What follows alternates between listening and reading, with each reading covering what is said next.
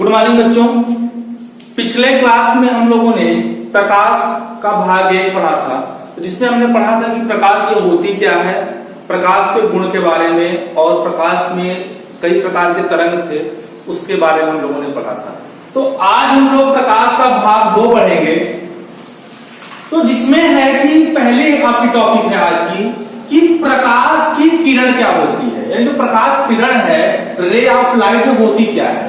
तो इसका सिंपल सा मतलब यह है कि जो प्रकाश होती है किसी भी समांगी माध्यम का मतलब होता है कि एक जैसा माध्यम, अगर प्रकाश जल में गति कर रही है तो जल में ही गति करे, यदि प्रकाश वायु में गति कर रही है तो वायु में ही गति करे। तो यानी समांगी का मतलब होता है कि एक समान माध्यम, ऐसा नहीं कि प्रकाश से जो आपका जल से वायु में जाए या वायु से जल में जाए, ऐसा नहीं, एक ही माध्यम में चलनी चाहिए। तो प्रकाश की जो किरण है इसकी परिभाषा बन जाती है कि किसी समांगी माध्यम में एक बिंदु से दूसरे बिंदु तक प्रकाश जिस रेखीय मार्ग से होकर जाता है, यानी कहने का मतलब कि किसी समांगी माध्यम में जो प्रकाश है एक बिंदु से दूसरे बिंदु तक जिस ऋजुरेखीय का मतलब होता है सरल मार्ग यानी सीधा मार्ग, तो ऋजुरेखीय मार्ग से होकर जाता है उसे प्रकाश की किरण कहते हैं। यानी प्रकाश किसी समांगी माध्यम में एक बिंदु से दूसरे बिंदु तक जिस मार्ग से जिस ऋजुरेखीय मार्ग से होकर जाती है उसे प्रकाश की किरण यानी रे ऑफ लाइट कहते हैं।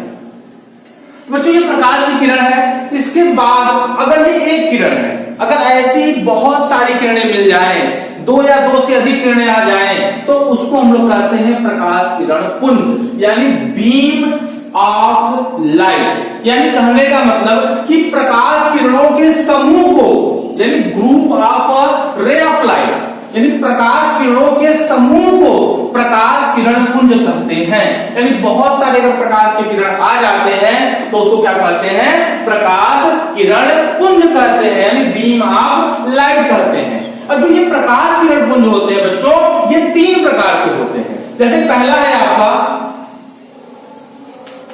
अभिसारी,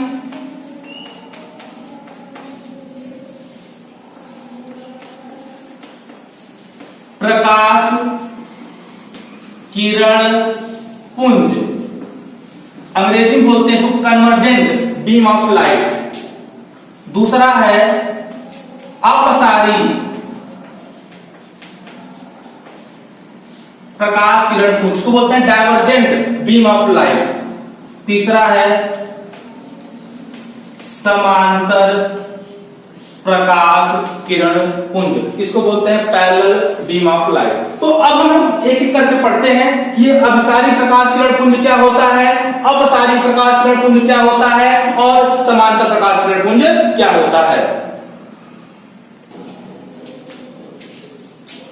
देखिए बच्चों, अब पहला है कि अभिसारी प्रकाश किरण पुंज, जिसको बोलते हैं कन्वर्जेंट बीम ऑफ लाइट। तो बच्चों ये अभिसारी वर्ड है, इसका मतलब होता है कि सिकोड़ना यानी एक ही बिंदु पर मिलाना।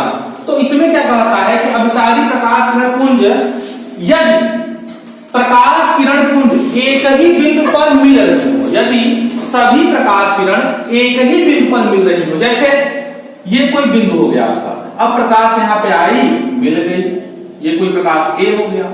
अब कोई दूसरी प्रकाश है, इसका नाम है बी प्रकाश है, चलिए ये भी आके बिंदु पे मिल गई। अब कोई प्रकाश और आ रही है सी, ये भी कोई प्रकाश आके यहाँ पे मिल गई, प्रकाश एक और आ रही है डी। तो आपने देखा कि ए बी सी डी ये जो चारों के चारों प्रकाश किरण हैं ये एक ही बिंदु पे मिल रहे हैं। और यदि सभी प्रकाश की किरणें एक ही बिंदु पे मिल रही हों तो उन किरणों के समूह को बोलते हैं बच्चों अभिसारी प्रकाश किरण पुंज कहते हैं। यदि सभी प्रकाश की किरणें एक ही बिंदु पर मिल रही हों तो उन किरणों के समूह को अभिसारी प्रकाश किरण पुंज कहते हैं।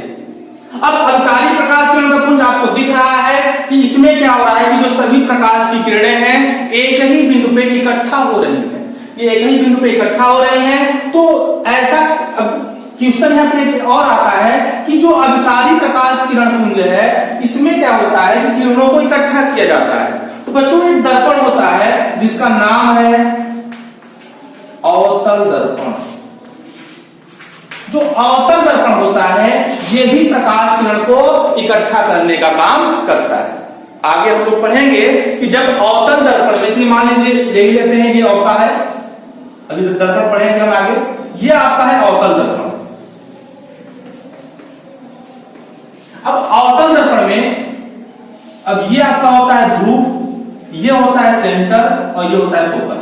यदि हम समांतर किरणों को डालें यहां पे तो ये क्या करती है कि सभी किरणों को फोकस पे इकट्ठा कर देती है।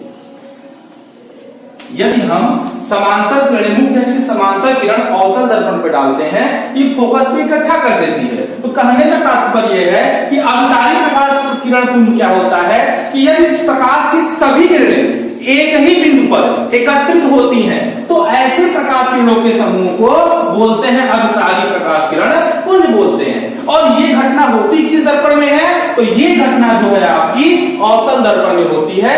ये आपके लिए इंपॉर्टेंट पॉइंट है, याद रखिएगा। क्यों करती है ये हम लोग पढ़ेंगे जब हम लोग पढ़ेंगे कि दर्पण द्वारा प्रतिबिंब बनाने के नियम। तो इसके बाद हम लोग पढ़ेंगे अगला अपसारी प्रकाश किरण पुंज।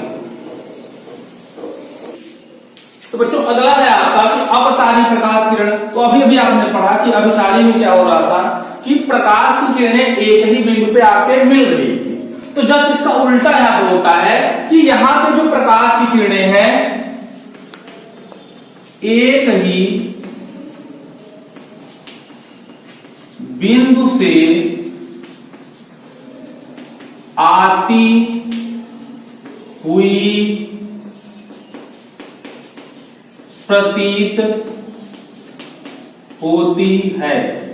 यानी कहने का मतलब कि वहां पे एक बिंदु पे इकट्ठा हो रही थी, यहां पे एक ही बिंदु से निकलेंगे यानी आएंगी। तो देखिए कैसे है, जैसे यहां से निकली प्रकाश, ये निकल रही है, ए हो गया, फिर यहीं से निकलेगी बी हो गया, और यहीं से निकलेगी सी हो गया, और यहीं से निकलेगी डी हो गया, और यहीं से निकलेगी ई हो गया। जैसे आपने देखा होगा स्कूल आपका एक होता है छोटा सा, और जैसे छुट्टी होती है तो बच्चे इसी से हर जगह से निकल जाते हैं। निकलते हैं नहीं निकलते हैं? तो निकले, यहीं से बच्चे निकलेंगे, छुट्टी होगी बच्चे कहां जाएंगे? घर जाएंगे। तो सेम टू सेम यहाँ पे है, ये आपका एज ए स्कूल है, बच्चे निकल रहे हैं। कोई ए नाम का लड़का निकल गया, बी नाम का लड़का निकला, सी नाम का, डी नाम का, ई नाम का।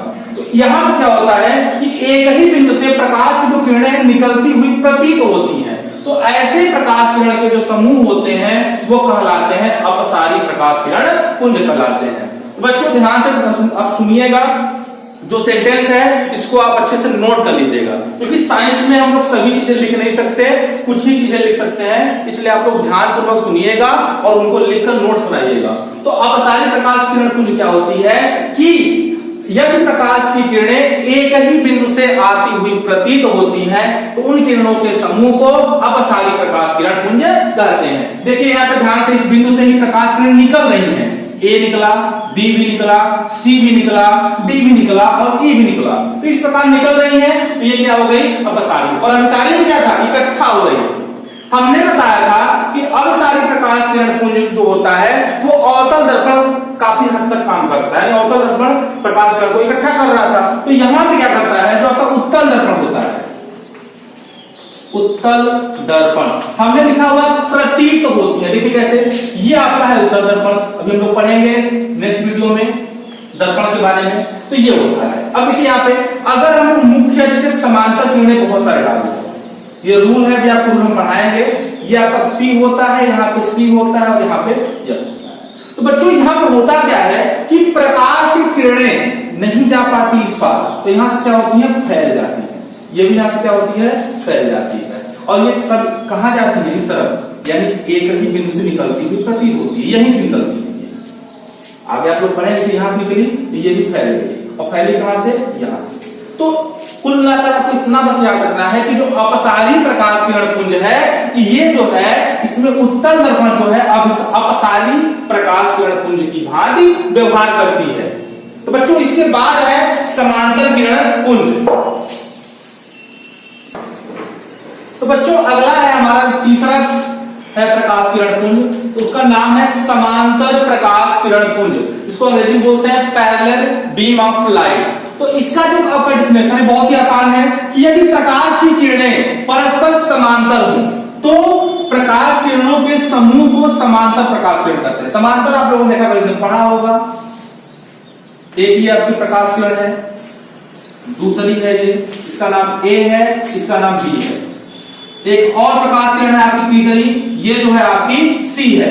इसी प्रकार ये और है, ये है आपका डी। तो देखिए ये जो प्रकाश की किरण है, ए जो है बी सी डी, यानी ए समांतर है बी के, बी समांतर है सी के और सी समांतर है डी के। तो यहाँ पर जो चारों आपकी प्रकाश की किरणें हैं वो क्या है, एक दूसरे के समांतर है। तो यदि प्रकाश की किरणें परस्पर समांतर हों, यानी समान अंतर हो, समान दूरी पर हों, तो प्रकाश किरणों के समूह को समांतर प्रकाश किरण पुंज कहते हैं। एक बात और ध्यान रखिएगा कि जो ये प्रकाश किरण पुंज है, इसका मतलब ये होता है कि यदि प्रकाश की सभी किरणें एक ही दिशा में जानी चाहिए। कहने का मतलब ये है कि ऐसा नहीं कि एक प्रकाश किरण आप इधर जा रही है और दूसरी इधर आ रही है, इनके समूह को हम लोग पुंज नहीं कहेंगे। प्रकाश किरण पुंज उनके कहते हैं कि जो प्रकाश की किरणें एक ही दिशा में चलनी चाहिए और उनके समूह को हम लोग कहते हैं प्रकाश किरण पुंज।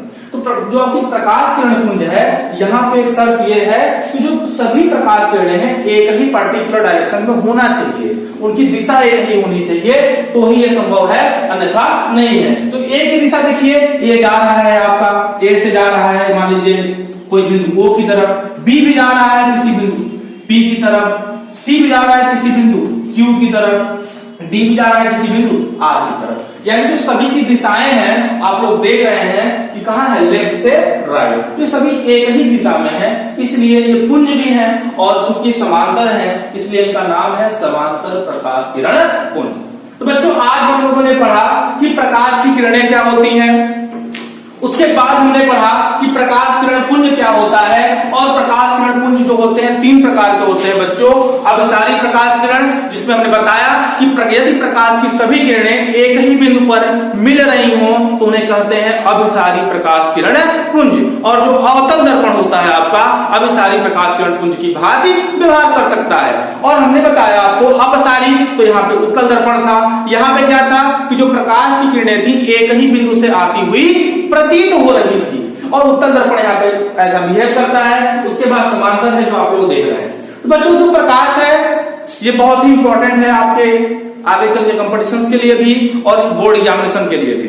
तो प्रकाश के लगभग हम लोग 15 से 18 एपिसोड पढ़ेंगे, जिसमें हम लोग एक से एक, अभी तो हम लोग केवल थ्योरी पे काम कर रहे हैं, आगे हम लोग इसके न्यूमेरिकल भी पढ़ेंगे और काफी अच्छे से पढ़ेंगे। तो आप इस चैनल को सब्सक्राइब कीजिए, लाइक कीजिए और अधिक से अधिक अपने मित्रों को शेयर भी कीजिए ताकि उनको भी इस लॉकडाउन में फायदा हो सके। धन्यवाद।